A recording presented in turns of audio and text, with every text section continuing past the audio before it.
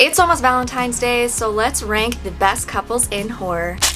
Coming in at number 10 is Seth and Veronica from The Fly. This relationship started off strong. There was a very immediate connection and attraction, and it was very passionate. However, Scott was too determined and focused on his work, and he unfortunately switched DNA with a fly and then slowly started morphing into a fly. I think Veronica did her best to support him and help him through the situation, but it was doomed from the start, and there was no saving him. Just such a sad, heartbreaking, tragic love story between these two. Coming in at number 9 is Tree and Carter from Happy Death Day. Happy Death Day focuses on Tree, who keeps reliving the same day over and over again, and on that day she dies. She wakes up in Carter's college dorm room every day, every time she relives it, and over the course of her reliving her day, the two fall in love with each other. It's just really a genuine, sweet connection between these two, and they're kind of opposites attracting to each other because Tree is this super popular sorority girl who starts her journey off pretty self-centered, bitchy, and mean, and then when she is going through her deaths and reliving it, and she starts working with Carter to figure out what's going on, they develop a genuine connection, and it's really fun to watch. And Carter is this sweet, like, nerdy college boy who just wants to help her out, and he doesn't take advantage of her. They have like a very sweet relationship, and it's fun to watch Tree's growth throughout the movie and also their relationship blossom as each day passes. Coming in at number 8 is David and Judy from the Crazies. Crazies centers on a small town that has been infected by this mysterious contagion from the US government, and it turns everybody crazy. And the government comes in, basically quarantine everybody and break everybody off. And David and Judy are a married couple. David is the sheriff and Judy is the town doctor. And they get separated because they think Judy is sick, and David ends up escaping and will stop at nothing to reunite with his wife and save her. And there's a moment in the movie that I love so much when David is separated from Judy. He's in this camp area that the government has set them in, and he sees one of his colleagues. He's also separated from his wife, and David tells him that he's gonna go find his wife. And the doctor, or whoever this guy is, says, Tim Mitchell tried to run one. They shot him dead, his entire family. David, this here might be your only chance. Don't lose it running off on some fool's errand. And David is like completely taken aback by this, and he's like, I'm gonna go fight for my wife. It's not a fool's errand. And it just makes him question who this guy is. Like, this guy would just give up on his wife and go about his day because he's safe. So I just love that David is just headstrong and he's determined to save his wife, and he truly loves her, and his wife is also equally strong. They're just two very intelligent people that they just go so well together. Coming in at number 7 is Eben and Stella from 30 Days of Night. Now, 30 Days of Night starts off with Eben and Stella going through a really difficult time in their marriage. They've separated and they're living in separate homes. Stella is about to catch a flight out of town as the town goes into 30 days of darkness, but unfortunately misses her flight and she's stuck in the town. As the town goes into darkness, a group of bloodthirsty ancient vampires rolls into town to feast on them. And Eben is the town sheriff, and he is gonna save the town. He's gonna take care of everything. And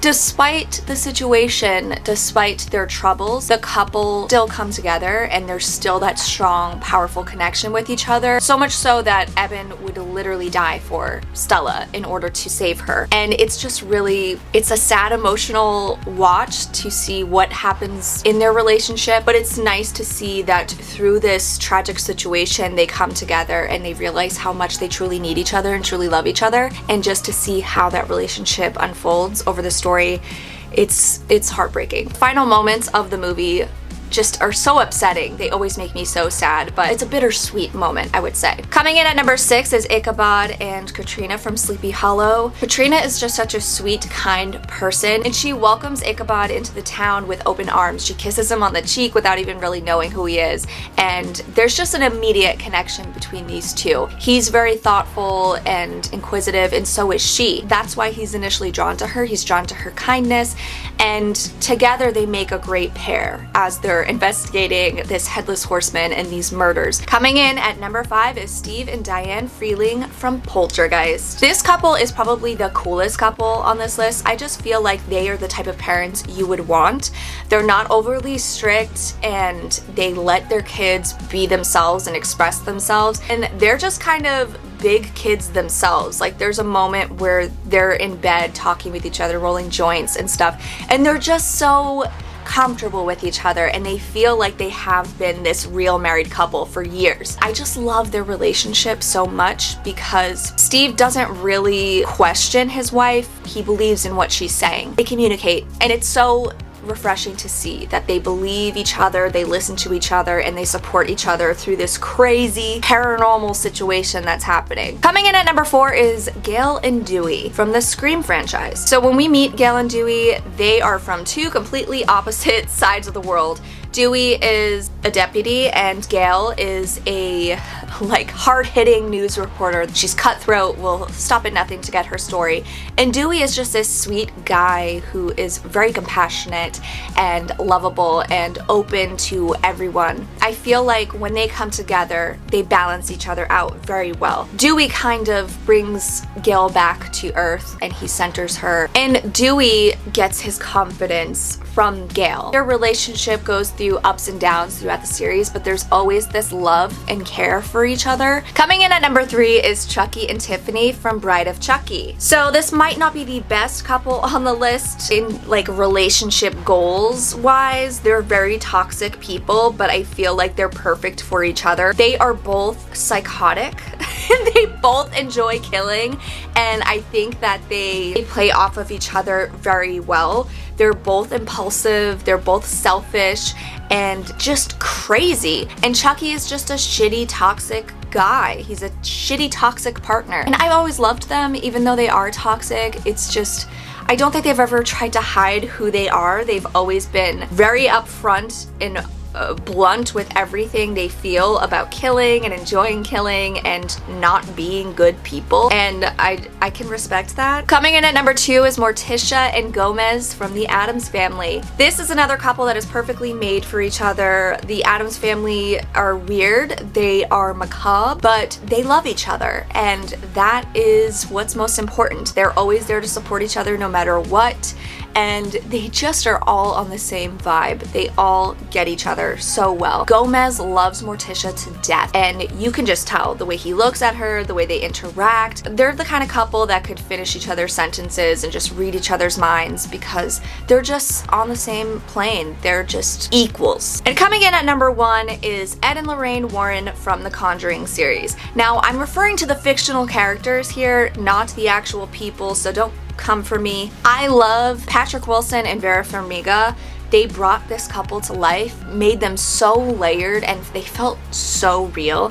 And the love between them, it's palpable through the screen. There's just something in the air between those two whenever they're on screen together. You can just tell how much they love each other. Ed's character can just look at Lorraine and know something is off and know something is wrong. And they have this deep connection where Lorraine can feel when something's off when she's not even in the same room. Like, there's just this powerful connection between them, and I love that they are both so compassionate and caring for others, and they will stop at nothing to help these families that they're helping. It's the little moments between them that are shared throughout the series that make you fall in love with them and see how deep their connection is.